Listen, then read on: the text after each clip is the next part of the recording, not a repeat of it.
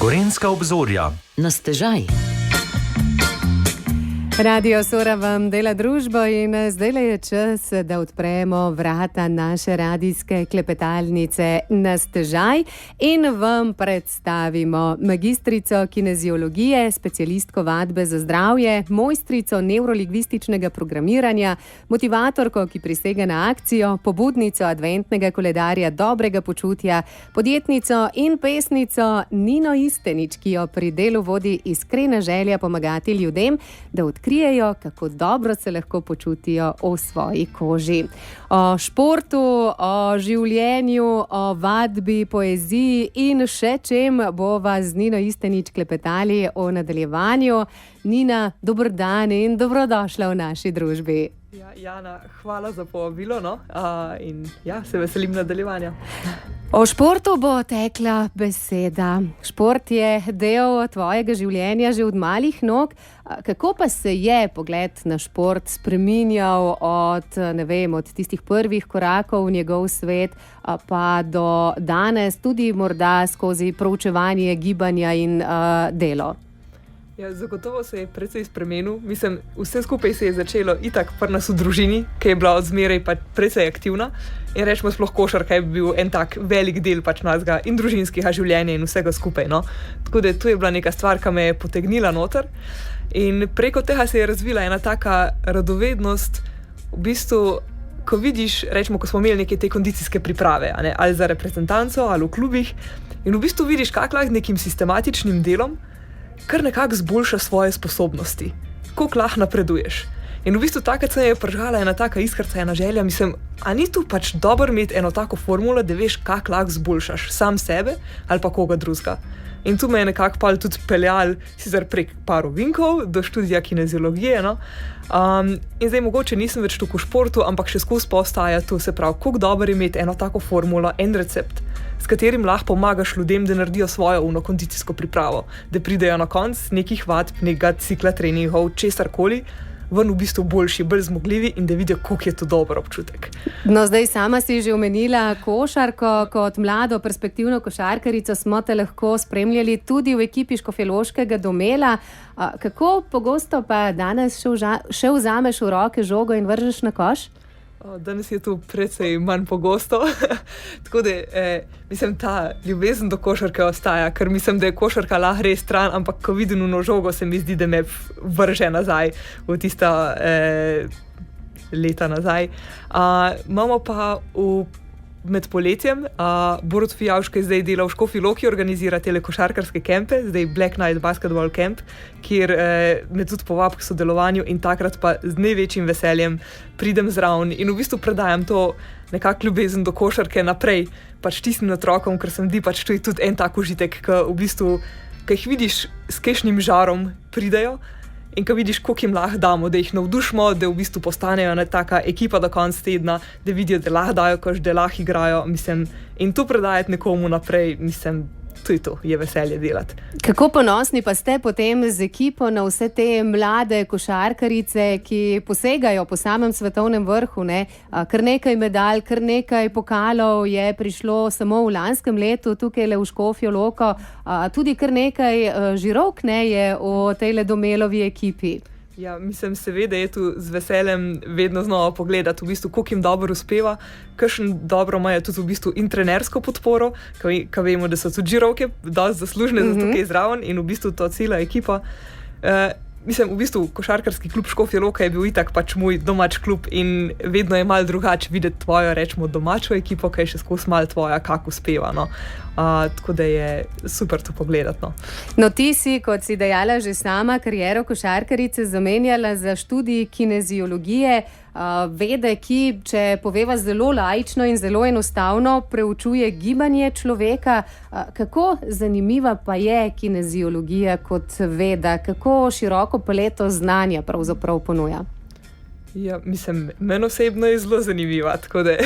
In mislim, da je tako, kot si rekla, v bistvu veda o gibanju, in tu lahko apliciraš v bistvu na zelo širok spekter stvari. Se pravi, lahko od dela, rečemo, športniki, do dela z neko čisto tako splošno populacijo, do v bistvu nekega dela, ki mogoče že posega mal v bistvu neka pozno rehabilitacijo oziroma postrehabilitacijo. Tako da se v bistvu res lahko najdeš v enem takem širokem spektru. Neka osnova je pa lih ta kondicijska priprava. In v bistvu kako to prilagoditi nekomu glede na njegove mogoče omejitve, kakšno poškodbo, preteklo poškodbo, bolezen ali pa karkoli tazga. Ali pa mogoče nekomu, ki ni toliko zmogljiv, pa bi rad napredoval. Tako da se mi zdi, da res lahko zajame en tak široko področje ljudi, ki jim lahko pomaga in jih spravimo v bistvu, da naredijo korak naprej zase, da so bolj zmogljivi, da se boljš počutijo in na koncu, da lahko delajo več tistih stvari, ki so jim fajn, ker mislim, da tu je pač cilj vsega skupaj. In prav to, da ljudje napredujejo, da jim lahko pomagaš izboljšati kvaliteto življenja, je v tebi prižgalo tudi tisto iskrico tvojega poslanstva oziroma ti ga pomagalo odkriti. Kakšna je ta zgodba? No, kdo je pravzaprav kriv, da danes počneš to, kar počneš? Ja, to je res ena taka lepa zgodba. Ker na začetku, ko sem se vpisovala na faks, sem predvsem vedela, česa nočem delati. Tisto, kje bi hotela delati, sem imela pa en kup stvari in zdaj pa zber od tega neki. In v bistvu do konca pač naredim do diplomski študij, naredim magisterij, delamo prakso na koncu magistrskih študija kineziologije in sem tako, ok, se tu mi je ful lušten delati, ampak kdaj bom jaz začutila, a je to res to? In pol pač so nam na fakulteti za šport pač moraš opraviti na koncu obvezno prakso.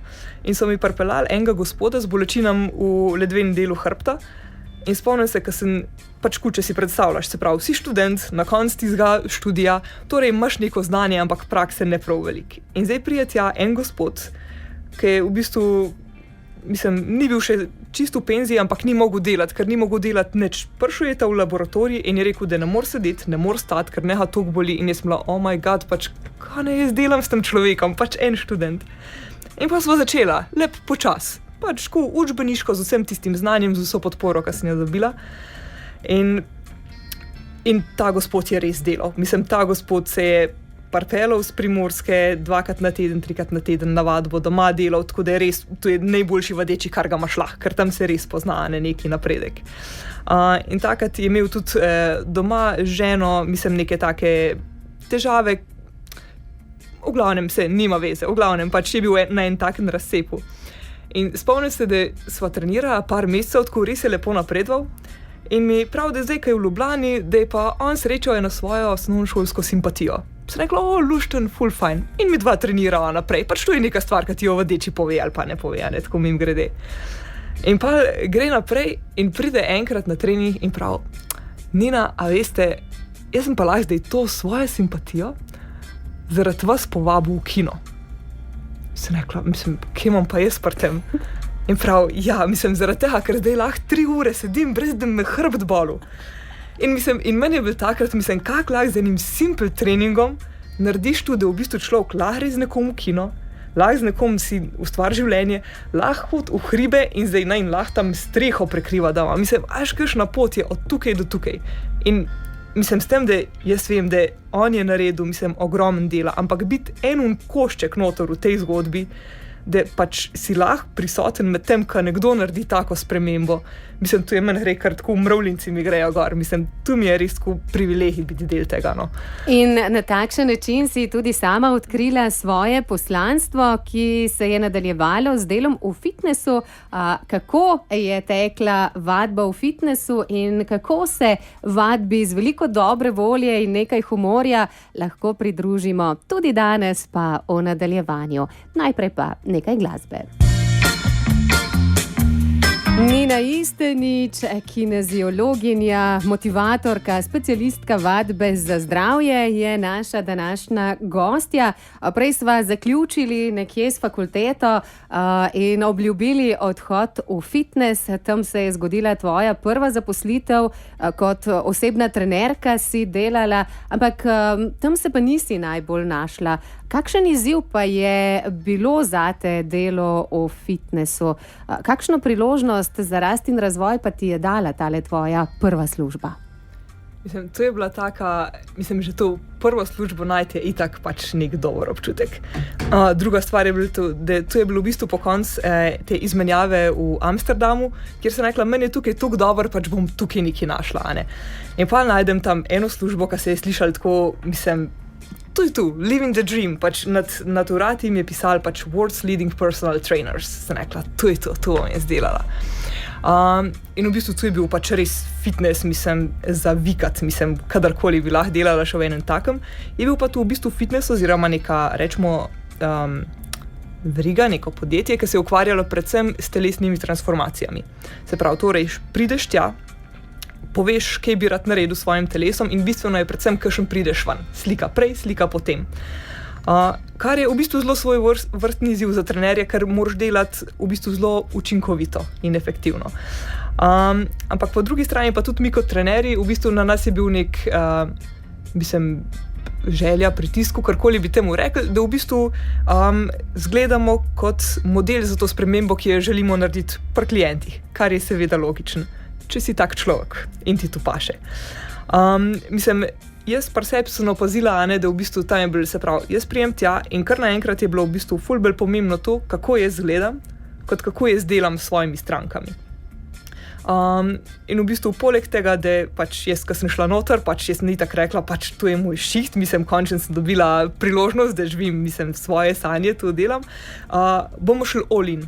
In zdaj iti kar naenkrat all in s treningi in s prehrano na neko res tako zelo omejeno dieto in z nekom, ki te mogoče skozi daje neke informacije, da nisi dost, predvsem v smislu, da ne izgledaš dost dober, da ti nekaj manjka, da nisi dost dober, je tako, še kar en tak naporen proces. No.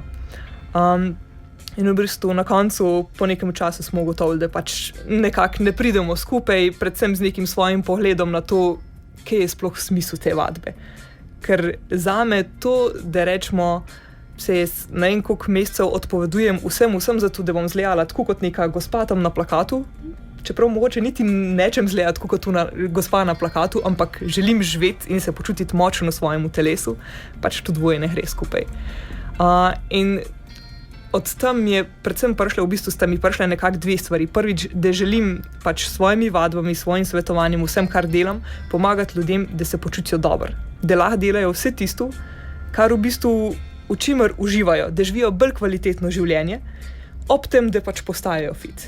In druga stvar, v bistvu eno izkušnjo, kako se pa mogoče počuti nekdo, ki pade v ta vrtinc. Ker najbrž zame je bil to en tak ekstrem, kot je lahko za nekoga drugega, ki prije pač prvič na neko vadbo. In mu je zdaj vse novo in se ful trud in je ful omejen, se pravi, kak v bistvu se nekako postaviti v kožo tega človeka. No. In to ti je potem uspelo, če rečeva, z vrnitvijo domov, ko si najprej prevzela službo kineziologinje o Žirovskem zdravstvenem domu, potem pa stopila na samostojno pot, na kateri danes svoje znanje in predvsem izkušnje iz prakse deliš med športne navdušence in tudi tiste, ki bodo to šele postali. Kakšen izziv je zate to, da v ljudeh vzbujaš prav to, ljubezen do športa, pa posledično preko tega tudi ljubezen oziroma bolj zdrav življenjski slog? To je en tak izziv, ki se mi zdi, da me vedno znova v bistvu nekako tako napolne z eno energijo ali pa zagonom, sploh ko vidim v bistvu, kaj to da pač tem ljudem. In pri tem je tako, kot si rekla, ta služba v Žirovskem zdravstvenem domu mi je dala res eno odlično podlago, ker se spomnim po prehodu z tistega fitnessa v Amsterdamu, ko sem videla, kakšna ekipa je tukaj pač v Žireh, sem bila tako, jaz hočem biti tukaj zraven. Se pravi, imaš zdravnika, ki zraven v bistvu se spozna na kineziologijo, imaš v bistvu nekoga, ki je postavil športno-vzgojni karton, ekipo, ko gleda celostno, to je to. In to je bilo super, res super izhodišče, no? Zato, da sem začela delati v bistvu s takimi ljudmi, ki so nekje na začetku. In v bistvu mi je mogoče najlepše dobiti nekoga, ki se že ful časa odloča in ve, da bi mogel narediti nekaj zase. In s tem, ki ve, da bi mogel narediti nekaj zase, ta mogel je velikrat zelo en tak velik pritisk. In se pa vržemo v en kup takih, naj ne rečemo, hitrih rešitev, nekih takih stvari, zelo striktnih programov, diet, karkoli tazga. Ampak takemu človeku pokazati, kak lahko na način, ki je v bistvu prijazen do njega, pride do tega, da v bistvu naredi nekaj dobrega zase, dejansko dobrega zase in pride do tistega svojega cilja. Mislim, tu mi je ena taka, ne vem, tako po eni strani, čarovnija, poslanstvo, karkoli lahko temu rečemo, ne? Ko imaš nekoga, ki prije na vadbo in narediš vadbo tako, da on ugotovi, koliko mu je dober sam prijet. In velikrat je tako, me profesor Janko Strelj, s katerim smo sodelovali na začetku, rekel: Nina, ti se sam igraj z njimi. In ko sem jaz prvič prinesla balone na vadbo, sem bila, oh my god, kaj si bojo mislili o meni, mislim, zdaj se jaz kleniki zajebavam z njimi. Ampak na koncu pa pač žogice, baloni, en kup takih stvari, en kup takih igrc, v bistvu skozi katere naredimo ogromno stvari za telo. V bistvu je neka metoda zadaj, ampak v bistvu ljudje pa dobijo občutek, se pravi, da jim je fajn prideti, da se v bistvu malo igrajo, ker kdaj se pa sploh lahko igramo v življenju, ker smo itak vsi to blazno resni, a ne? In v bistvu naredi se ena tako skupnost. A ne? In v bistvu, koliko lep je priti v eno tako skupino, kjer se dobro počutiš, zraven narediš nekaj dobrega zase in pol, ko veš, koliko je dobro, da narediš nekaj dobrega zase, da malo po telo vadiš, narediš eno vadbo, pa je tu veliko lažje vključiti tudi, rečemo, sam doma ali pa z otroki, s kom drugim, ali pa da spet prideš, ali pa se vključiš v kakšno drugo vadbo. No, predvsem pa si tudi sama in tak zelo dober zgled, ne? Sama si zelo akcijska, zelo motivirana. Odkot ti pravzaprav vsa ta energija? To je dobro vprašanje. Mislim, mogoče ne boljš rečemo tak opis ali pa, kaj bi rekla, je, to se mi zdi, da ko v bistvu jaz vem, da ko se jaz dobro počutim pri sebi, kasno rečemo, če rečemo temu najn fit, najn ali pa kukarkoli, se že tu poimenuje kot eno tako celoto, v bistvu lihtu, da lahko v bistvu odklenem en tak nivo življenja ali pa nivo delanja stvari, ki ti mogoče prej niti ni dostopen.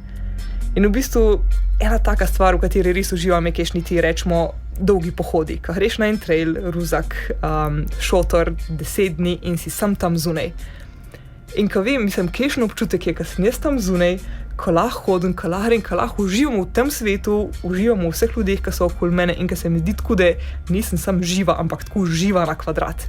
In tu mi je en tak feeling, ko v bistvu ki mi ga prinese vse to, kar pač tukaj vložiš. Spravno, greš v fitness, greš na vadbo, pač ja, itak se ti ne da zmeraj, ampak tu je en servis. In ta servis ti omogoča, da pa lahko delaš vse tisto, kar te pa naredi živo ali pa živega.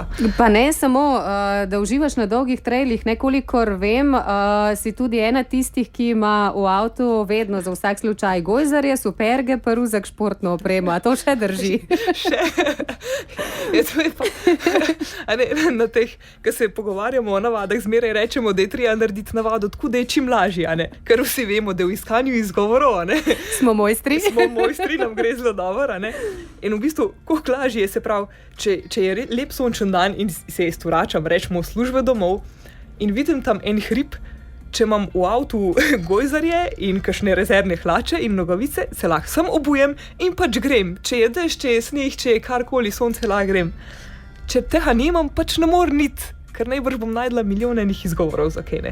Tako da ja, eno vrečko, pač neke stvari si počiš v avto in imaš v vsakem trenutku, ko te mogoče vsej mal prime šanso, da rečeš, ajde, dajmo izkoristiti in sam pejmo. No in če smo že pri tem, kako pogosto pa Slovenci izkoristimo takšne priložnosti, glede na tvoje izkušnje, kako navdušeni nad gibanjem pa smo tako nasplošno?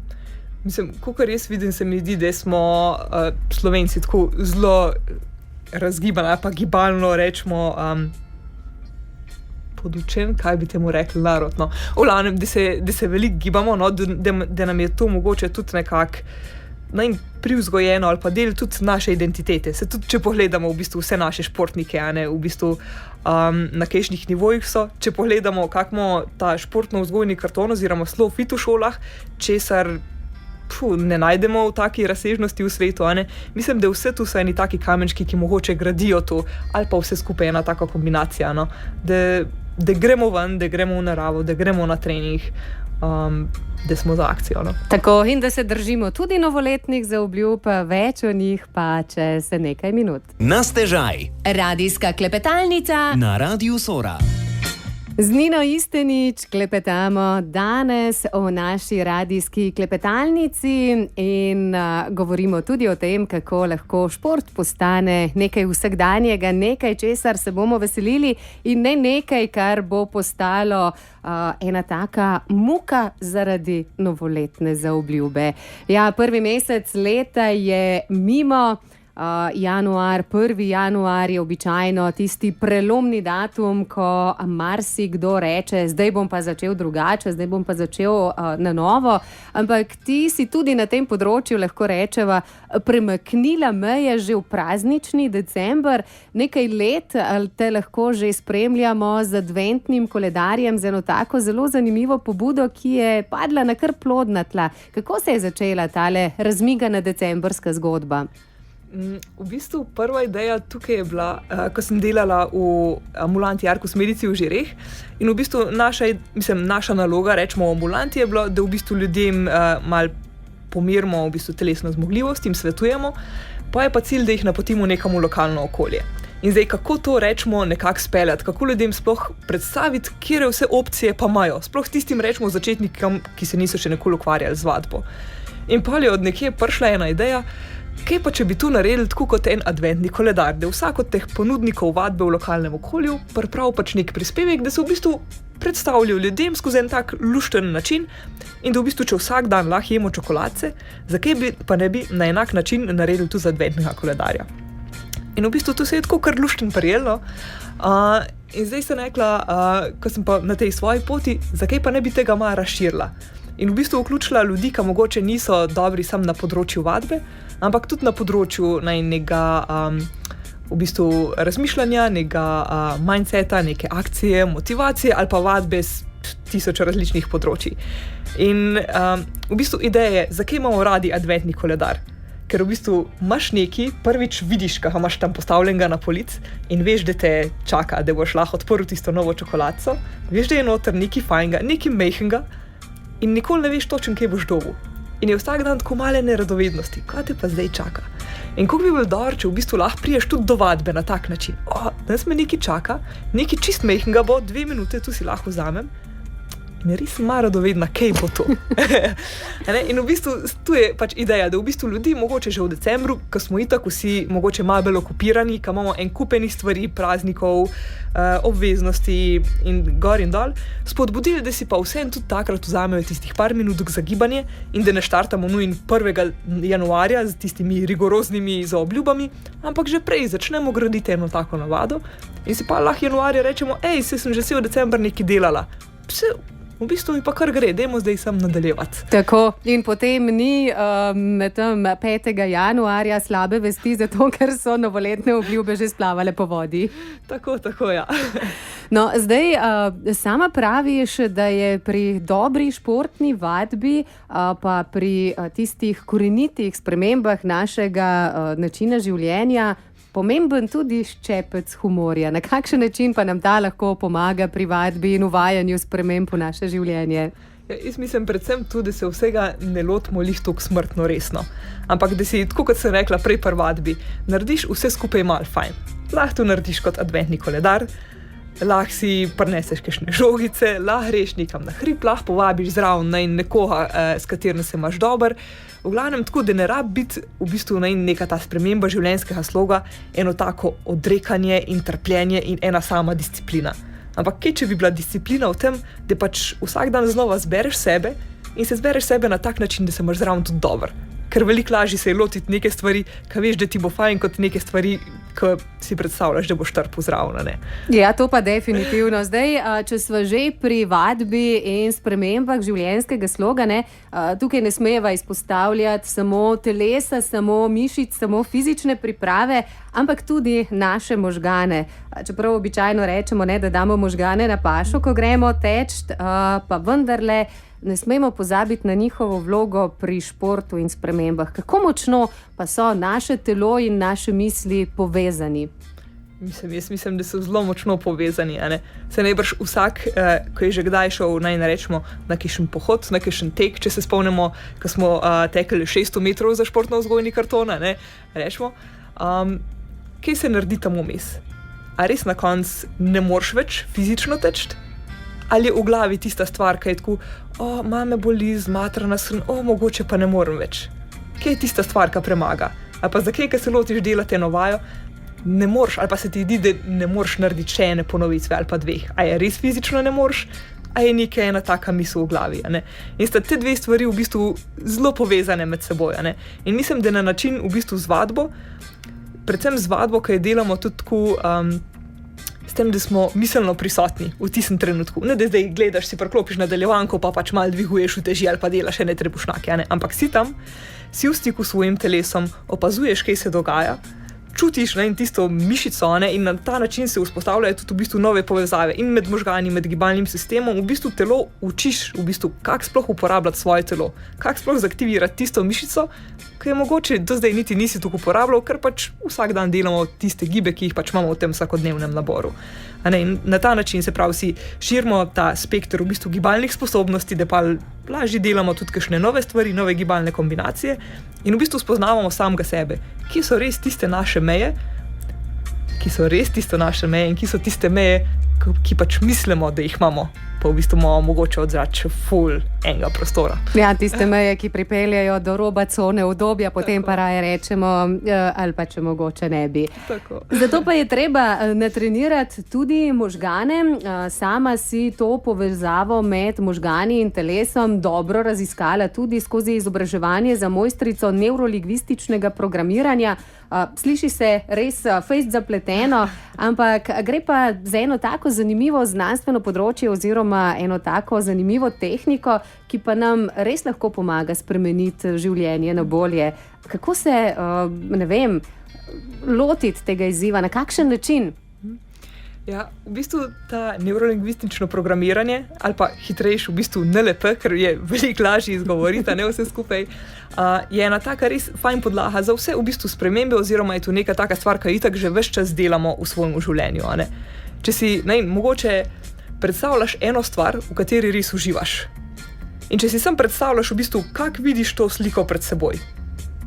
In ponavadi najbrž to je ena taka dost velika slika, dost jasna, dost pisana in v bistvu te kar potegne, komaj čakaš, da greš tja. Mogoče slišiš tudi neke zvoke in kar čutiš, koliko bo dober občutek, ko boš tam.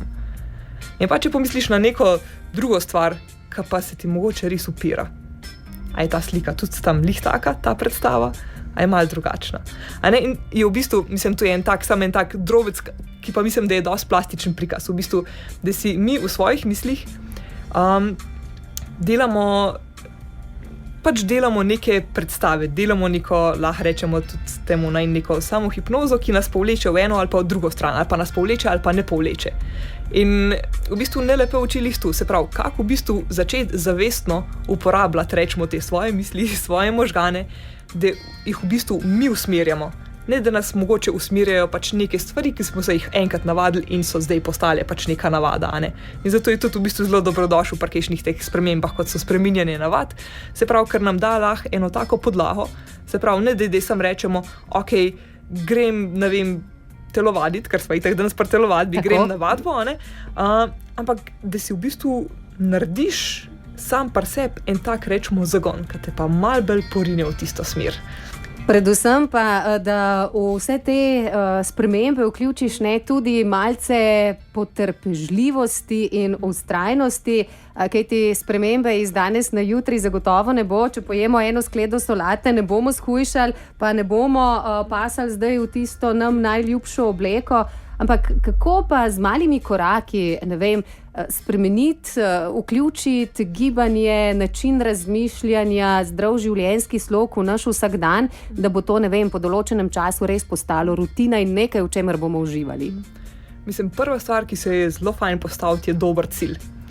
Kam sploh hočeš iti? Tako kot sem jaz prej rekla za faks, da vedela sem 3 stvari, ki jih nočem delati. In pa vedi, kam greš. Mislim, fajn je, da veš, kam hočeš iti. Ker če veš, da hočeš iti v Ankaran, pa boš prišel v Ankaran. Če veš, da nečeš priti v Maribor, pa lahko priješ kamorkoli drugam. In ko imaš ta cilj, v bistvu se pravi, imaš cilj in pa razmisliti, kje je neko vedenje, ki te bo pa pripeljalo do tega cilja. Ker tako kot je tale vid, se pravi, ko rečemo en gospod, ki je molil vsak dan, pač Allah, prosim za danem na lotu. In pa mi je Bog čez en čas rekel, mislim, a lahko reš vse srečko kupta, ne? In jaz mislim, da to vedenje je v bistvu lihtu, se pravi, mi imamo lahko cilj, ampak če ne kupimo tiste srečke, pač lahko imamo še toliko dobro postavljen cilj in toliko smo zmotivirani, pač v bistvu si niti ne damo priložnosti, da prijemo do tja, ne? Se pravi, vedenje. In pa tu postaviti v bistvu, da z vsakim tem vedenjem, da si gradimo v bistvu kot eno identiteto, kdo smo. Če si predstavljamo, rečemo, če je moj cilj, da rečemo, da bom šla na pohod na Triglav, rečemo, ne. Se pravi, bo moje vedenje najbrž, da bom šla vsak dan na nek trening, peš hoditi, nekaj tazga narediti. In v bistvu s tem gradim identiteto, da sem nekdo, ki si vsak dan vzame čas in gre van in naredi nekaj zase in naredi eno vadbo in ustraja. Jaz ne rabim vsak dan narediti perfektnega treninga, ampak z vsakim tem dejanjem si pa pokažem, da sem nekdo, ki mu je pač uredno vložiti nekaj vase. In na ta način v bistvu odstranimo malo tega pritiska, da mora biti vsaka stvar perfektna. Lahko začneš malo, greš ven, obuješ superge in greš na en krog. In lahko priješ nazaj domov in si rečeš, bravo, tudi če se ti ni dal, dan si šla. In jutri ponoviš, in pojutrišnjem ponoviš. In pa počas povečuješ. In je tu veliko lažje držati na dolgi rok, kot pač kar naenkrat reči, zdaj bomo pa vse in nas pal vse boli in čez 14 dni nehamo, ker itak nima smisla. Tako, mi dve zdajle nehava za dobri 2 minuti, potem pa rečeva še kakšno o podpori skupnosti in seveda tudi poeziji, ki je in ostaja del tvojega življenja. Na stežaj. Sorina radijska klepetalnica. Še nekaj minut bomo v današnji radijski klepetalnici na stežaj preživeli v družbi Nine Istenič, specialistke vadbe za zdravje, pa tudi pesnice. No, preden prideva do poezije, morda še besedica ali dve o tem, kako poiskati ta pravo spodbudo, ta pravo vadbo zase, ne? Zdaj, če tega ne zmoremo sami, je verjetno najbolje poiskati strokovno pomoč, pa najti eno tako vadbo, ki bo pisana nam na kožo. Ja, mislim, da najlažje je najti oziroma najlažje je delati spremembe v neki skupini, kjer je tu, kar ti želiš delati, v bistvu nekaj normalnega, če temu tako rečemo, ne. In tukaj mislim, da se je meni rečemo preko teh let, ko izvajam vadbe, izkazali, da je v bistvu nekako najbolj bistveno to, da imajo ljudje nekam prijeti in da to delajo skupaj. Da je to takrat, ko je tebi mogoče težko, vidiš, da je zraven tebe še nekdo, ki lihtko grize, ali pa nekdo, ki te mogoče malo potegne seboj. In se mi zdi, da ta neka skupnost, ta neka podpora je v bistvu ena taka zelo dobra osnova za kakršnekoli spremembe. Tako, dajo tudi sotrpini recimo na vadbi kakšno motivacijsko brco takrat, ko ne gre. Pa ne nazadnje tudi sama poskrbiš za kakšno tako zgodbo. Zdaj nedolgo tega si imela eno tako zanimivo spletno delavnico, v kateri si nekako poskušala zamajati vse tiste izgovore, ki jih tako radi najdemo in predvsem včasih lažje kot športne copate. Kakšna delavnica je zdaj za tabo? Ja, to je bila v bistvu delavnica, ki se je razvila iz te ideje, da v bistvu rečemo januarjem si veliko ljudi zastavi neke novoletne zaobljube, ki ponovadi do konca januarja že tako počasi slep. Jih že ni več. Potišajo, jih ni več, ja, tako. In v bistvu kako dati ljudem eno tako orodje, eno tako spodbudo za te spremembe, ki so take bolj dolgoročne, a ne. In na tej delavnici sva z Maticem, s katerim sva jo skupaj vodila, govorila lih o tem, se pravi, kako postaviti temelje za neke spremembe, aj tu telovadba, prehrana, spanje, odnosi, karkoli hočeš spremeniti, ki v bistvu trajajo na dolgi rok. Ja, zdaj sta zbudila radovednost, v nadaljevanju pa bosta po posameznih korakih tudi poskrbela za to, da bodo te besede postale praksa in način življenja. Tako je, ja. Zdaj tu z eno skupino ljudi nadaljujemo s tem četrtkom, v bistvu z enim 3-mesečnim programom, kjer je cilj ravno to, v bistvu, da si vsak postavi svoje cilje in v bistvu začne počasi graditi te navade, ki lahko peljejo na dolgi rok. In cilj je v bistvu ustvariti eno tako skupnost, ki se zdaj počasi gradi. Se pravi, začenjamo v tem tednu, tako da če mogoče koga zanima, pač lahko pride še pogledati zraven. Ker na koncu je, mislim, da je najbolj dragoceno imeti ene ljudi, kamor lahko priješ, rečemo, vsak četrtek in poveš, se pohvališ, kaj ti je dobro ratal, poveš, kaj ti mogoče ni ratal In imaš tam ljudi, ki pač reče, ok, pač vse je v redu, kaj bomo pa drugič naredili drugače. In imaš eno podporo, en support nekam, kamor se lahko vedno znova vrneš. In nekoga, ki te podpira. Tudi če mogoče v domačem okolju še nimaš nekoga tazga. Tako da ja, tu je ideja, neki tazga dati, rečemo naprej. Dati naprej, kar se seveda tudi vrača. Zdaj to, da sama delaš dobro, ne, ti povedo tvoji vadeči na vadbi, tudi na spletnih profilih, pa tudi s kakšnim listkom za brisalcem. Kaj ti pomenijo take pohvale, taki odzivi? Mislim, ogromen, ker se mi zdi, da so en tak, rečemo, dokaz, da v bistvu pa naj pustim mogoče en pečat ali pa neki tazga v tem življenju. Da ni tu zdaj, da se sam začne, oddelamo tisto 1 uro skupaj in je tega konc. Ampak tako, v bistvu en dokaz ene te povezanosti, ki jo zgradimo. Ker na koncu smo pa skupaj v tem. Ja, in skupaj premikate meje. Če zdajle pustiva tele športne zgodbe nekako ob strani, še več jih lahko najdejo na spletnih profilih in na spletni strani Vitalife, ne? Tako je. Pa se dotakneva še ene tvoje ljubezni. Tudi poezija te spremlja že kar nekaj časa. Kako dolgo pa se že več kot odlično znajdeš tudi v svetu verzov in rim? To je pa po moje, odkar se spomnim. Ne vem, mislim, ta poezija oziroma nekako pisanje, branje se mi zdi, da me spremlja že od majhnega. Menda, da sem že v vrtec nosila knjige, medtem ko so vsi ostali nosili neke druge igrače. In v bistvu že tekom osnovne šole in sem zelo rada pisala kakšno poezijo, kar se je pa nadaljevalo tudi na študiju primerjalne književnosti, ki ti itak odpre eno obzorje za različne pesniške oblike in besede in vse skupaj. In mi je to, jaz pravim, to je en tak področje res za dušo. No. In kaj te navdihuje pri pisanju pesmi? Zelo različne pravzaprav so, vsaj kolikor sem jih jaz uspela ujeti na različnih dogodkih. Tako se mi zdi, da včasih pride kakšen tak občutek, ki ga je zelo težko besediti. Ali pa vse tako v nekih stavkih. In se mi zdi, da rečemo, poezija, da mi da nek prostor, kamor pa lahko ujamem tisto občutek. In se mi zdi, da tudi te pesmi, da so velikokrat v bistvu en tak, v bistvu kot časovni stroj, ko jo preberem in me sam pele nazaj v tisti trenutek. In ko jaz berem kakšno drugo poezijo, mi je najlepše, ko v bistvu preberem, ko je tisti avtor napisal nekaj, ko preberem tiste vrstice in rečem, točno tu je tisto, kar sem jaz čutila ali pa kar čutim, pa nikoli nisem znala dati v besede. In se mi zdi, da je poslanstvo poezije nekako tu en ta stik, a pa da se najdemo v nekih stvarih, ki jih mogoče ne znamo povedati, ampak ko jih preberemo, jih pa začutimo nekje v sebi. In z velikim veseljem jih prebiramo tudi v kakšnih pesniških zbirkah, kako kaže tvoji? Ja, je nekje, tako da je nekje med cilji. Tako da, ja, tak še neuresničen, ampak je že dolg časa nekje na seznamu, tako da mislim, da tudi zanj počasi prihaja čas. No, mi se že vpisujemo v čakalno vrsto, z velikim veseljem bomo odštevali s tabo do izida pesniške zbirke, glede na to, da sva z današnjim klepetom vstopili tudi v februar, mesec kulture, slovenskega kulturnega praznika. Imaš kakšno pesem tudi s sabo na zalogi, bi jo lahko delila z nami in našimi poslušalci? Mislim, z veseljem. Pripravila sem eno tako, zdaj, če smo že zaključili s povezovanjem in stikom in skupnostjo. V bistvu eno pesem, ko govori lih o tem pristnem stiku, ki mislim, da ga vsi nekako rabimo, a pa ga res imamo radi. In naslov je Prvi dotiki.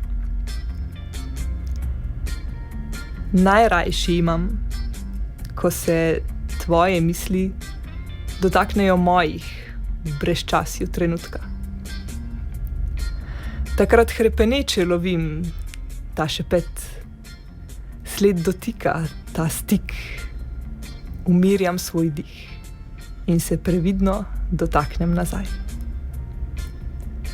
Potiho potipam, da jih ne prestrašim in ne zbežijo daleč spet stran tvoj varen objem.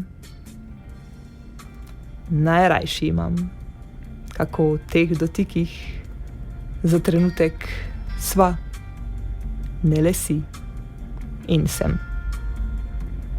In temu lahko samo zaploskamo. Nina, hvala, da si z nami delila tudi to pesem. Verjamem, da boš še kakšno z veseljem delila tudi z ljubitelji poezije v domačih žireh. Si lahko obetamo tudi tvojo udeležbo na nedeljski kavi in poeziji, ki bo dopoldne in popoldne poskrbela za nekaj kulturnega utripa v Žirovskem muzeju? Ja, z veseljem, ker se mi zdi, da je res ena taka čudovita pobuda, tako da upam, da bo čim več ljudi prišli in prebrali kakšno stvar, ki jo mogoče tudi skrivajo kje doma v predalu, ker je to en tak lušten prostor, da se naredi pa ena taka pesniška skupnost. Tako, povabilo na nedeljsko pesniško druženje velja, prav tako pa velja povabilo k malim korakom za velike življenjske spremembe. Če potegneva črto pod vse danes povedano, Nina, kakšno popotnico bi nam dala za konec, da se bomo tudi sami premaknili iz cone udobja in da nas potem nič več ne bo moglo ustaviti? Predvsem tudi, da mogoče večkrat pogledamo na tiste stvari, ki so nam že uspele in na to, kolikrat zberemo sebe in naredimo neko ta pravo stvar. Ker mogoče velikokrat vidimo tisto, ko nam ni uspel ali pa ko nismo zmogli. Tako da dajmo se večkrat malo pohvaliti, si rečeš, bravo, dej se, tule ti je pa zelo dober ratal, ker je pa veliko lažje iti naprej. Tako da opaziti take tudi ta dobre stvari. Nina, hvala lepa za vse zgodbe, ki si jih delila z nami, za tvoj čas. Uspešno delo, veliko nasmejanih obrazov in zadovoljnih ljudi, veliko pesmi in verjamem, da kmalu ponovno nasvidenje pred našim mikrofonom. Hvala, Jana, tudi tebi hvala za tale res prijeten klepet.